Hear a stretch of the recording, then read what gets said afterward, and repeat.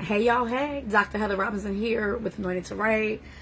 I am on live today because we are doing our virtual launch with a panel of some of my authors. Whoever is able to make it will make it. We do have some that were not able to make it due to schedule conflicts, but because this is the day that the book is launching, we are here. I am going to hold this up. This is the prized possession. Yes. This is Educators Rise, Voices of Change Anthology Volume 2. We came together and we have compiled our stories as educators. We are looking at the DEI impact in the classroom. We also have a Volume 1 that came out last April, but we are talking about Volume 2 right here. I am super excited. This is more than an anthology. It's a declaration. It's a movement. It is all about change. So if you are interested in all things education or any and everything pertaining to making education better for the students as well as the teachers, educators, and administrators, this is the panel discussion for you. As educators, we're no longer accepting just surviving. We're not just surviving in education, we are thriving. What does that mean? We're here to reshape the trajectory of education. The days of old are over. The way we used to do things, they no longer work. And some of the systems that we have in place now are not effective. I've been in education for over 20 years. All of my co-authors have been in education for a long time. We even have someone who was in administration at one point. So we're just going to come together. This started at 1 p.m. I'm waiting on a few of my authors to show up. But while we wait, if any of you guys that are on have questions or want to make comments, this is the time. One of my authors is on now. Hey, Marty, how are you? Yes. We are starting promptly. We will not tarry and we will not be before you long. All right, I wanted to share a little bit about my authors as well. So before I go into that, I'm just going to wait for a few more of them to come on. And while I'm waiting, I'm Dr. Heather Robinson. I'm the visionary and curator behind this movement. Dr. Kara Long is on. Hey, Dr. Kara Long. I brought together 5 powerful voices. These are powerhouses. They are phenomenal writers. They're phenomenal speakers. They're phenomenal educators in their own right. Why did I do this? I wanted to bring everyone together because back in 2024 is when it really came to me. We need to figure something out in education. We need to do something groundbreaking that has never been done before. So I decided, hey, let's get it going. So here we are coming together for the purpose of education. Today is not just about coming together for the purpose of education. It is about leadership, legacy, and rising together. So without further ado, I would like to, Dr. Kara Long, I would like to bring you on first. Is that all right?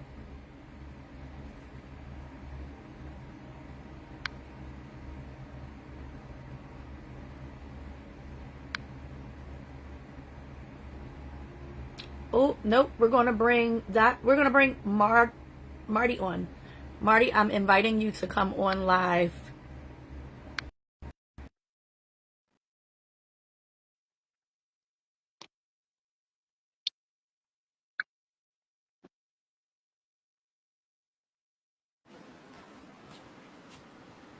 I can hear you. Can you hear me? I can hear you, but I cannot see you. Okay, I think I clicked the wrong thing to join. Sorry.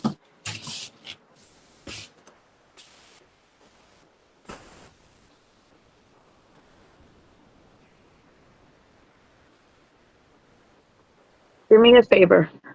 Go out and I'm going to invite you back on. Okay, cool. I can do that. Yeah. All right, guys. This is what happens with technology. Let's just wait for her to hop on.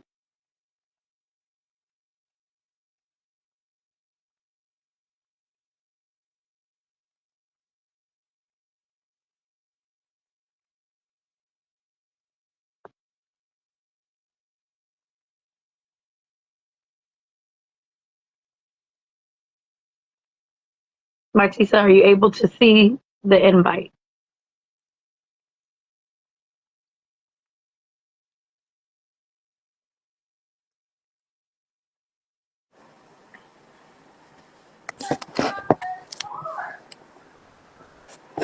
Can you see me? I still can't see you. Let me try this.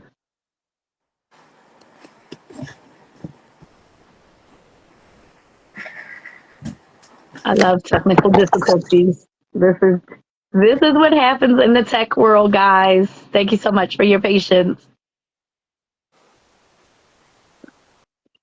You want me to just go back out and we just go with the audio part of it? Go out one more time, and this time you request to come in.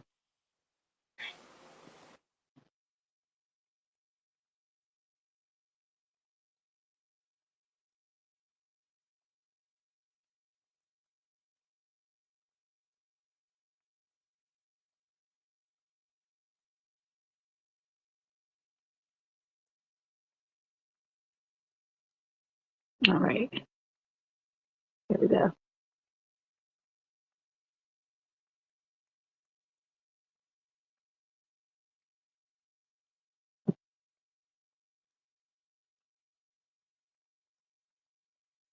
Just waiting for her to come on. I did accept her request.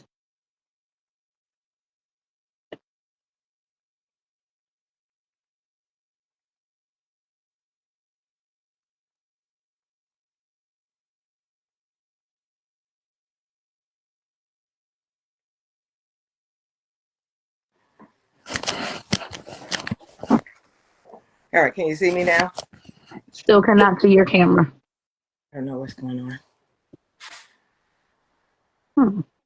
Okay, hold on. No, I don't know what's going on. I can see you. You can see me, but I can't see you. That's Yes. very weird. But again, this is technology. I don't want you to speak without the camera because you are also our keynote. And I look like a mess, but anyway. We're just going to let it go as it is going. I'm going to go ahead and just let you speak because I don't want to keep holding you up. I do have a question for you. How are you? I'm great. I'm great. Wonderful. Can't Can you tell the audience a little bit about yourself? Who are you? What do you do? Yes, I am Martisa Smith. I am a teacher. I work with special education. I have a bachelor's degree in psychology and addiction counseling. I have a bachelor's degree in transdisciplinary business and corporate, Hmm. in juvenile justice, and a master's degree in special education. I am about a year and a half out before I will have a doctoral degree in clinical psychology. All right. My second doctoral degree in May in global educational leadership. Wow, that's loaded. I have one question I want to ask you. In one sentence, what are educators rising from now, today? I would have to say educators are rising today, now, in this time, um, with trying to make it happen for the most of it. Trying to educate the students to where they are being successful and succeeding, and not just teaching to teach, but teaching to where the students are being able to learn from it and use it as they move forward. Perfect. Do you have an example of how you have done that as an educator in the classroom? Yes. So currently my position I am in now, which I work in a whole different area. So I have a focus of trying to compare and contrast between where school districts in a rural area and school districts in an urban area. And so Hmm. currently work in a rural area school district where I came from an urban area. And my what I do in my field is I am a special education teacher, but I'm also in what we call the BEST program. So what that program, instead of putting students in a special education um, self-contained room, they actually come to me. I'm the first person they see to start out their day. We work on social skills to where they can be able to be in an educational setting in the gen ed rooms, because they do go to gen ed rooms, and be able to thrive and survive in a gen ed room. When I first started in this district, I started out with 6 students in my room, me learning them and them learning me. So there was some highs and some lows and some ups and downs and negatives and positives. And we had to grow on each other for the most of it. And so as I went into the room, there's a board we go by, and I was like, okay, how does this board work? Where's an outlet? Because I'm understanding I'm teaching social skills, but how do they go outside of the classroom and be able to show that they've learned those social skills and they can use them outside of my classroom? And I actually came out with an outlet to where the students that are at a certain level on the board, they get to go out to certain areas in the school and they work in those areas to show their social skills. So as of today, I have been able to transition 3 of my students out of my classroom to a regular gen ed room. So instead of taking social skills 1 class and then 6 gen ed classes, they now take 7 gen ed classes. We still do check-ins and we do self-report and teacher report, but they are really thriving and surviving, and I'm really excited for those students. That's amazing, because it sounds like you're giving them opportunities to make choices for themselves. Yes. Which I feel like that's what we need more of in education. Students need to also be able to make choices. We guide them, but they Right. need to be able to make choices for themselves. Even in some of the younger classrooms, Right. you see they're more effectively learning when they have the opportunity to make choices, whether it's flexible seating or if it's choosing between this and that activity. So I find that very, very wonderful. Yes, I agree. I agree.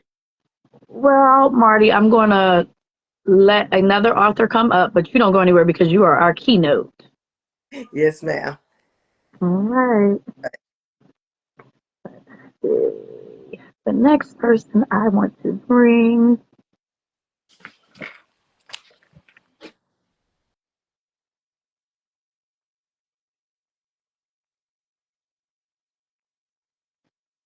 I want to bring next. We have Tiffany. Are you free to come on now?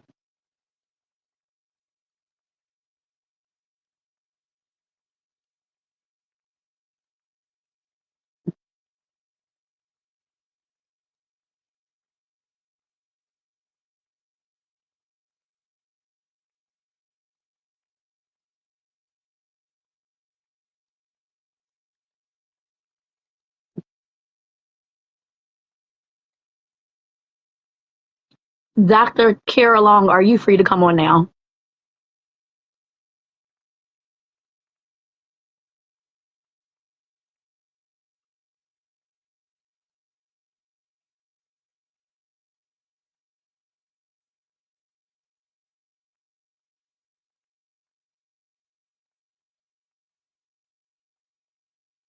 Well, while we wait for them to be able to be free on, I want to share an excerpt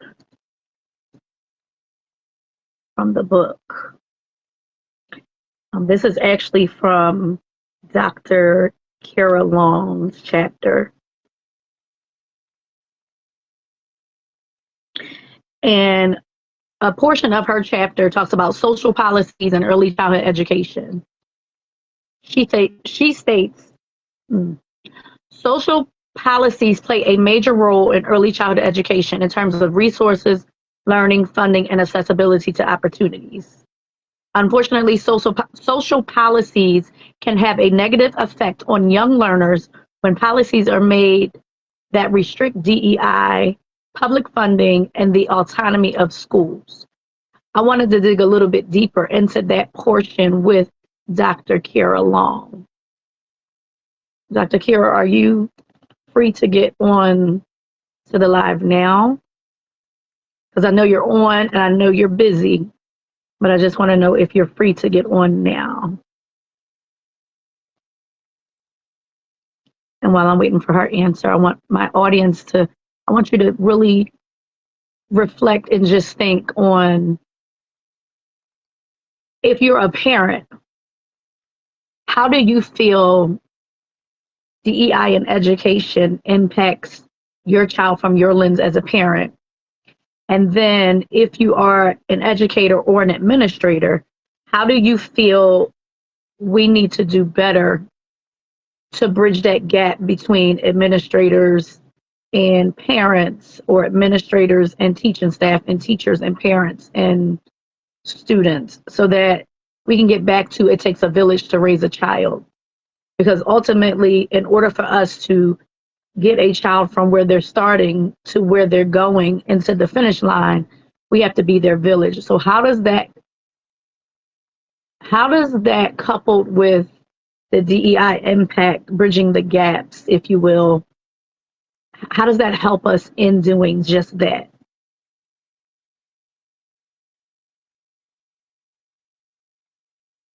So I don't want you to say anything. I just want you to reflect. If you want to put it in the comments, that's great too.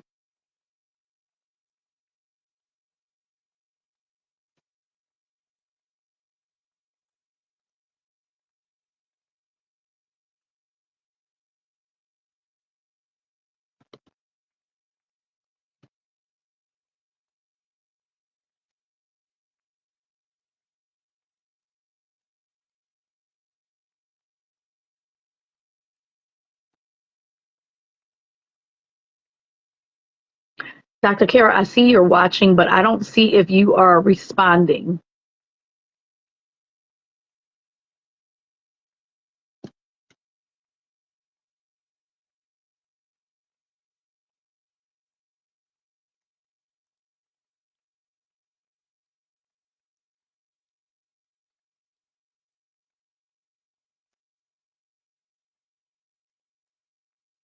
All right. Well, I'm going to keep going as this is time effective. Dr. Tiffany Jones Fisher, are you ready now?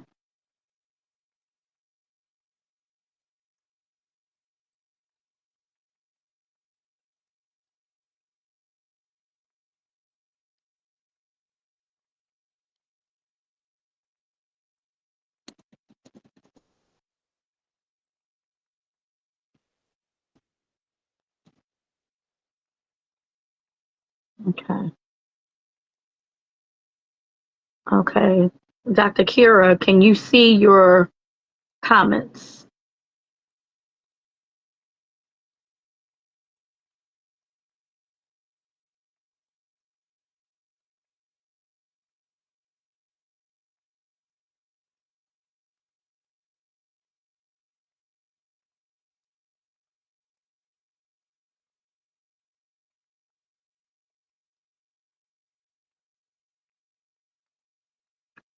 All right.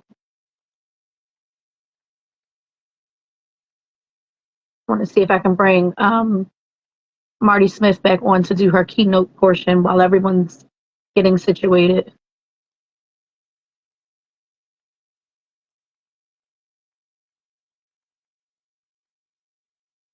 Dr. Marty, do you see the invite?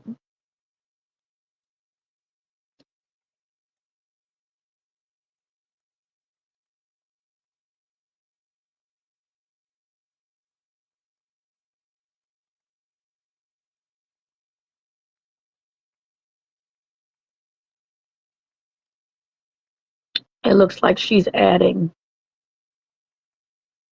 While she's doing that, I want to share more.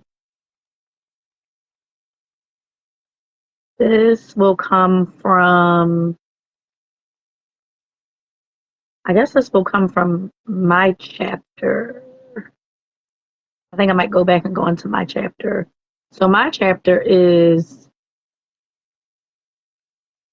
RISE.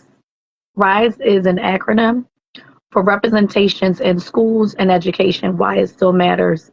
So I want you guys to think about this before I even go further. Why do you think representation in schools and education still matter? Why does representation matter?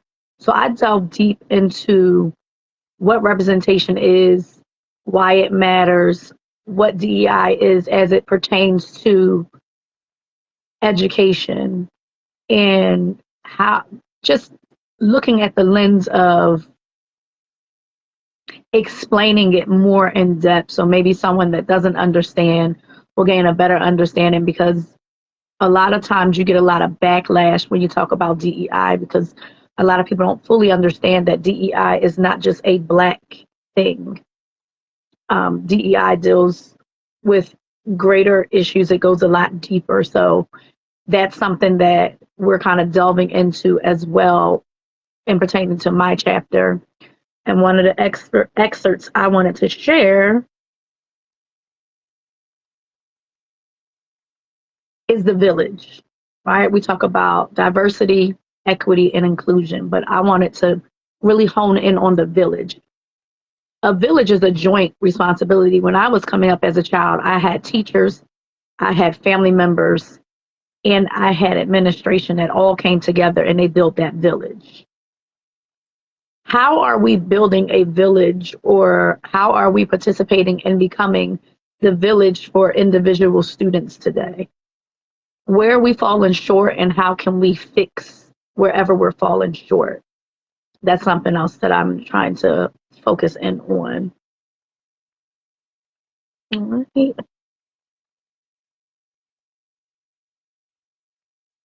Marty, I added you so you can come back on so you can do your keynote.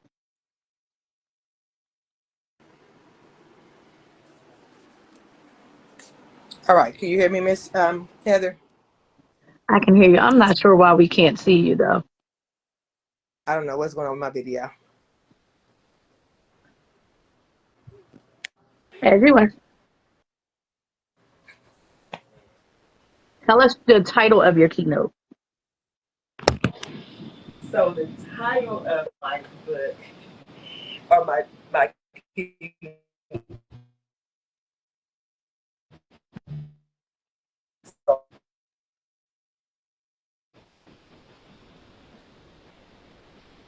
moment here. Hmm.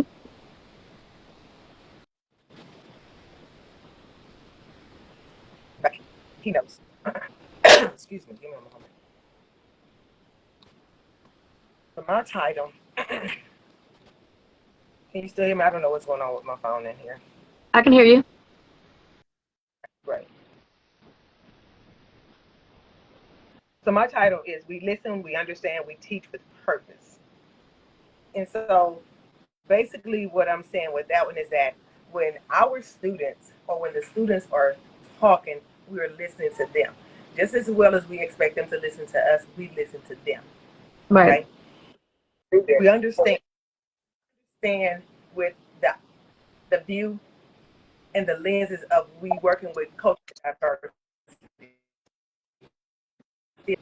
understanding that we work with individuals, different backgrounds, different ethnics, just different in general. So no, there's no one size fit all when we're in education, and we Right. teach with purpose. That again, we teach for the students to be able to learn and be successful, not just to be teaching to teach.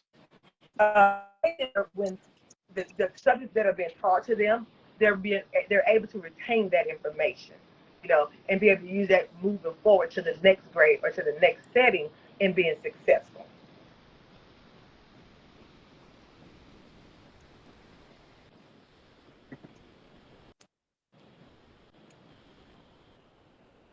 With that comment, how do you think, well, how do you define success? Success is a broad word, so you can look at success on any and every level. But in the education environment, success to me is if I talk on the subject of respect, tomorrow when my student come in, if I ask, hey, what did we talk about and what did you understand or learn from that? If they can tell me success and some of the things we talked about, that's success. That means success for me. Because this tells me that what I taught them, they listened, I listened, they understood, I understood. My teaching had a purpose behind it because they were able to, what they like to call in the education environment, they were able to do an exit ticket, which means they were able to recall what we talked about the day before.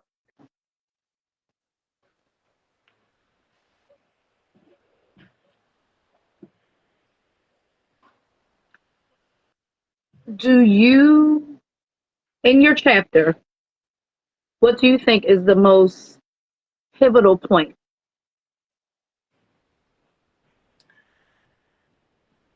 I would have to say the most pivotal point in my chapter is where I talk about understanding through the student's lens, which means that to me, that's looking at the aspects of what we do as a teacher through the student's lens. How does student learn? How they retain the information? Are they understanding what it is that we're teaching them? So looking at this from their point of view, when I have a student that's not successful in in taking a test or in doing an assignment, understanding what is it that the student did not understand or grasp in this lesson, but I'm looking at it through that student's lens because I have students or I've engaged with students that are shy. They won't ask questions. Right. So rather than questions, they'll go and try to figure it out. So it's understanding what is it to why the student won't say, I don't understand this, or can I, can you help me out, or that, from that aspect of it. So I would have to say that is my most pivotal point of that topic, that part of the book, understanding, from the student's lens.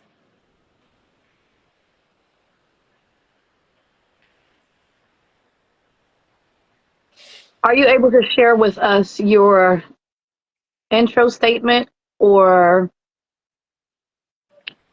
in 30 seconds who you are to your core? Yes. Who I am to my core.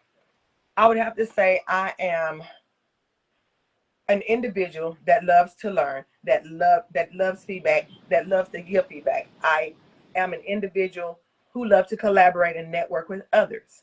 I'm very open-minded. I also enjoy working with the student population that I do work with. Um, I love the challenges that do come in.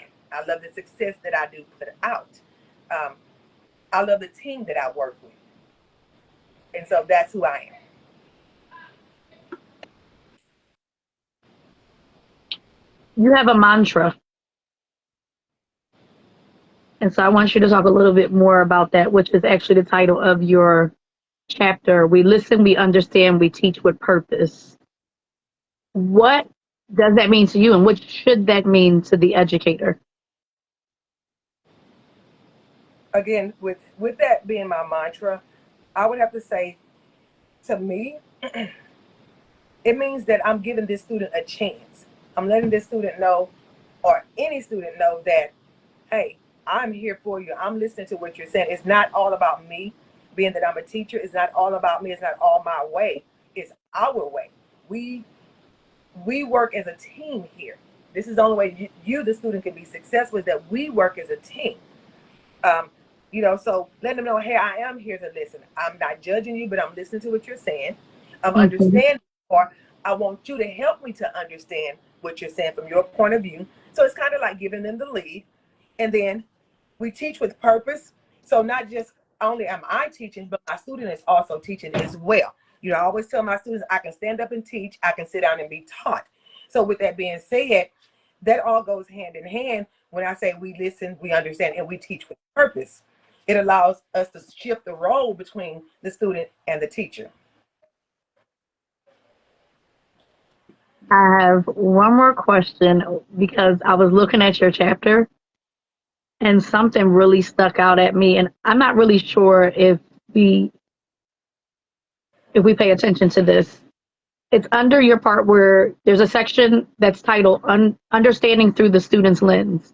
This is the quote. Yes, ma'am. Understanding is the bridge between listening and action. Can you elaborate more on that? So when I say understanding is the bridge between listening and action, meaning that we're connecting the two together. I would have to say leading by example. What I'm presenting to the student, I want them to be able to mark what I'm presenting.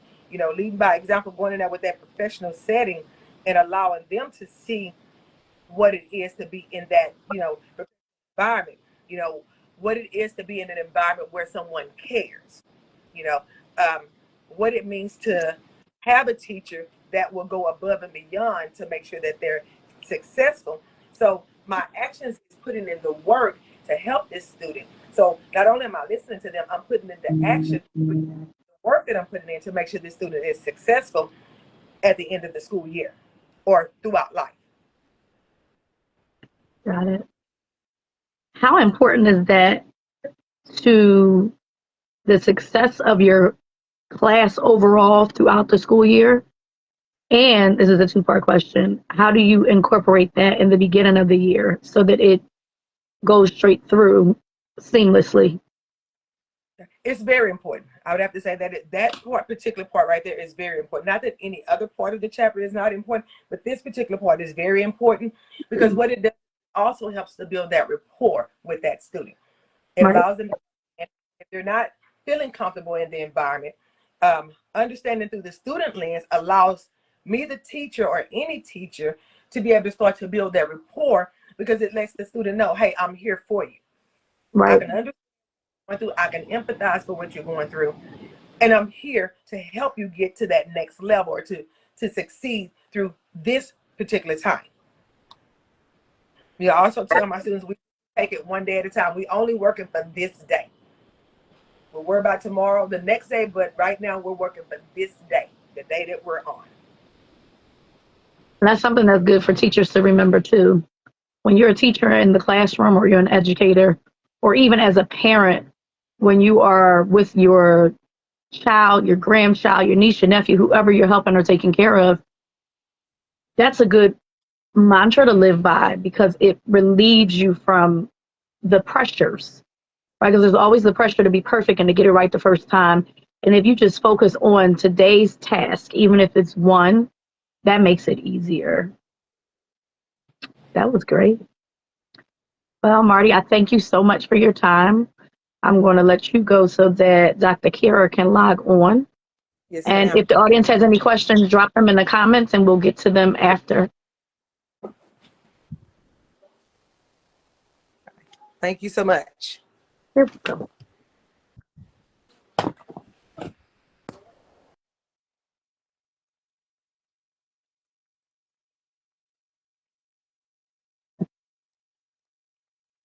All right. So that was Marty Smith talking about her chapter, which was a phenomenal chapter, by the way.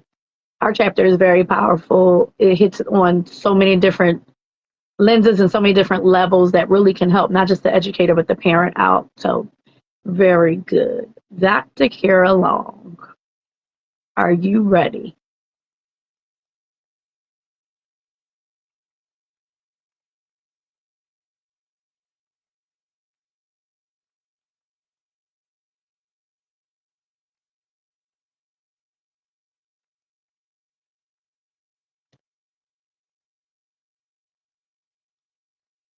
And while we're waiting, does anybody have any questions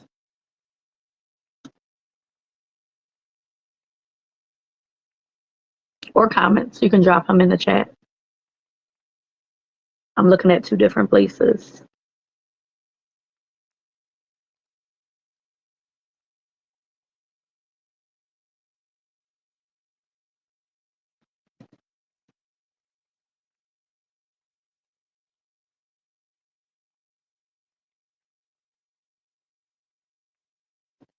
Okay. I'm being asked to ask the authors what compelled you to write your specific chapter now? Anybody want to take that one? I don't feel like it's fair for me to take it.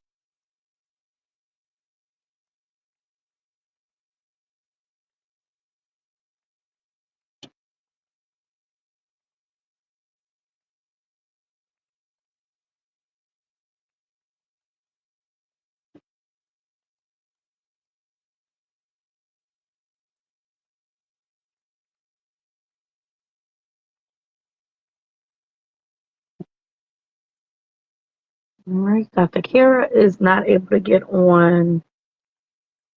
Dr. Tiffany, are you able to get on? I'm not going to tarry for too long because this is scheduled for 1 to 2, and I don't want to keep you guys on a live, but for so long.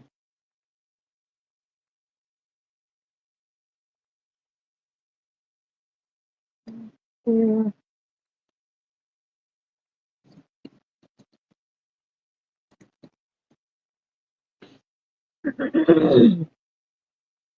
We're doing that. I'm going to move to another chapter. Mm.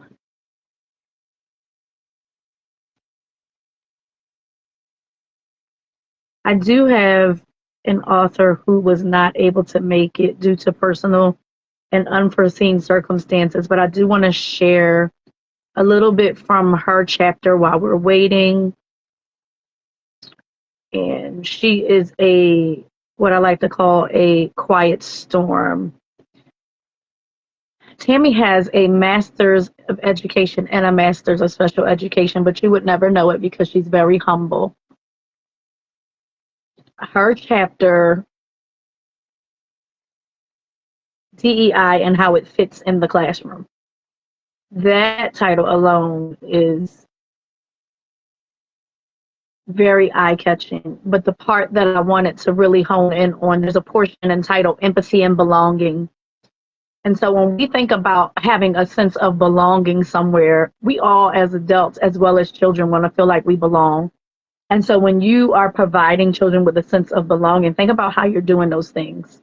Because sometimes as adults, we forget that children need to have a sense of belonging too, whether it's the home and you're doing their bedroom and you're doing it the way you like it, right? Sometimes we're not asking the children how they want their bedroom. It doesn't have to be extreme, but for them to feel that sense of belonging, they should have some sort of say so they feel like they belong in that space. It's the same thing in the family, it's the same thing in the classroom, in the school, whether you are an employee or you are a student, you want to feel like you belong, you have a sense of belonging. What are some ways that we can help students as well as staff and parents feel a sense of belonging within the school systems, which I want you guys to think about next.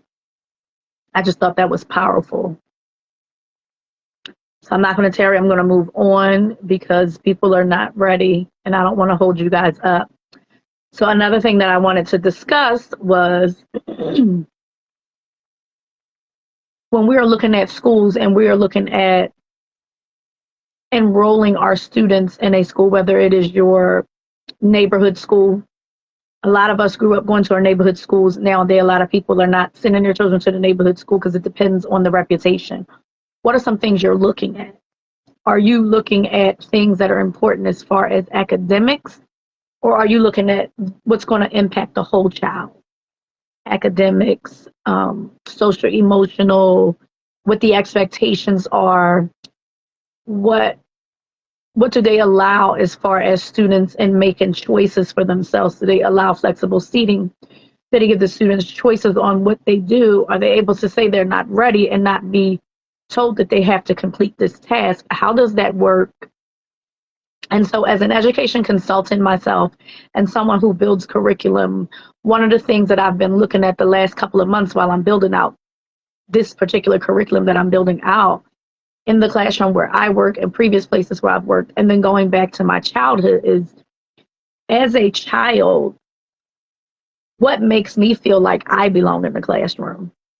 Am I looking at a connection with the other students? Am I looking at a connection with the teachers? Am I looking at both? Am I looking at liking the setup of the classroom? Am I looking at, I don't know, children look for things very differently than we do. As adults, we should be looking to provide children with more of, sorry, but we should be able to, we should think about providing children with more than just what we think. Sometimes we have to put ourselves in the mind of a child. What would help this child to thrive? And so when we think about individual instruction, we think about IEPs, which is the child's individualized education plan, or ISFPs, and so on and so forth. We need to really figure out how we can implement that. Another thing I'm looking at is how administration can better support their teaching staff. Because when we're talking about bridging the gaps, there is a gap that is between the educator and the administrator, where the educator does not feel like the administrator is listening or hearing or supporting. And then the administrator feels like maybe the educator is asking for too much, or maybe they complain about everything. I see it from both ends because I've worked both ends of the spectrum. And I do feel like if administration and educators are not on the same page, the kids are going to run amok. And that's just what it is, whether it's in elementary school, in childcare, middle school, high school, it doesn't matter. Whatever's happening at the top trickles over. So I wanted to bridge the gap with that. And so when this anthology came about in 2024, and I kind of sat on it for maybe 3 years before I even said, let me go ahead and do this anthology. I only was trying to do volume. I didn't even want it to be volume one. I just wanted it to be one book, and we were going to do a conference, and we were going to close that chapter and move on with life. But God had other plans. So then there was volume 2, which is out now. And we're going to close this thing full circle with a author call for volume 3. What we did is in volume 1, we declared DEI. In volume 2, we explained it. And in volume 3, we're going to show how we can apply it. So looking at that as far as the anthology is concerned, and then as far as curriculum and consulting is concerned, I feel like it's layered because administrators need to be trained, especially if they haven't been in a classroom for a while. They're very far removed from the classroom. Educators need to be trained as well as coached. There's a difference between training and coaching. Coaching is bringing correction, and a lot of times it's not received peer-to-peer. But in the schools, a lot of times the administrators have whatever they have going on. They are putting new educators in with seasoned educators and putting that on them to train and coach. So that also is a part of the bridging the gaps, right? Finding out what the need is and being able to meet it and providing a solid foundation for your employees as well as your students. So those are some of the things that I wanted to focus on with my consulting, curriculum building, and my anthology. And we will have an in-person conference July 18th, which is a Saturday, from 11 a.m. to 3 p.m. Eastern Standard Time in Pennsylvania. So if you are in the surrounding areas and you're interested, drop me a DM. I can get you the information. Everything right now is under Anointed to Write. However you want to get in contact with me. I also have copies of Volume 1 and Volume 2 of the book, The Educator's Rise, Voices of Change. The first anthology, Volume 1, Sasha Walton actually did our foreword. In Volume 2, I have an author that was in Volume 1, Philip, he did our foreword. So that's where we are with that. If anybody has or knows of any educators that or parents that are looking for strategies that can help them with best practices, please let me know or one of my authors know. You can DM any one of us. Also, if you are looking for any kind of curriculum development or consulting, or if you know anyone that's looking for it, or any schools that are looking for trainers, you can drop that as well. I don't want to tarry, but I do have one more thing that I want to share with you guys about this particular anthology. When you think about educators rising, you know, we all say you have to rise to the occasion of whatever it is that you're doing. We need educators that are leaders, because leadership is something that is taught, but it's also valuable. And so we need educators that are going to come in and actually lead their class of students, because the children are the next generation. So how are we meeting their needs? How are we making them feel that they belong?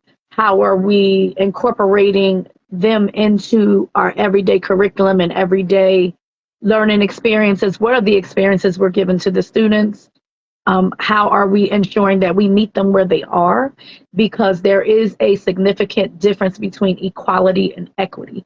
Equality means we all are afforded the same opportunity, where equity means I'm meeting you where you are. So we're all in the same classroom, but I'm meeting you where you are. So I might not group you with a group that may be a little behind you or maybe a little ahead of you, because that's not meeting you where you are. My job is to, as an educator, is to meet you where you are to get you where you need to be. So that's where equity comes in. And so that for me is my big takeaway that I want you guys to have. And closing this thing out, I thank everyone for coming. This is a Facebook Live, so if you need to watch it, you can rewatch it. But I want everyone watching to leave with something tangible. And so one strategy that I would share and just implore you to really, really grab onto and think about is, how can I meet the need of one particular child this upcoming week in my classroom?